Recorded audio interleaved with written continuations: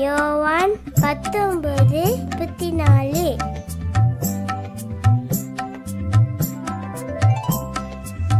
இன்றைய தியானம். கர்த்தருக்குள் பிரியமானவர்களே, இயேசுவின் விழாவை பற்றி ஒரு குறிப்பு மாத்திரமே சுவிசேஷத்தில் வருகிறது. போர்ச் சேவகரில் ஒருவன் ஈட்டியினால் அவருடைய விழாவை குத்தினான். அங்கிருந்து இரத்தமும் தண்ணீரும் புறப்பட்டது என்று பரிசுத்த யோவான் அறிவிக்கிறார். அவரிடமிருந்து புறப்பட்ட இரத்தம் பாவத்தையும் அழுக்கையும் சுத்திகரிக்கும் ஓர் ஊற்றாகும். பாவிகளாகிய நாம் மனம் திரும்ப இயேசு படுகாயம் அடைந்தார். சிலுவையில் தொங்கும் இயேசு கிறிஸ்துவின் விழாவிலிருந்து வரும் இரத்தம் நம் பாவத்தை கழுவி நம்மை சுத்திகரிக்கும். ஆமேன்.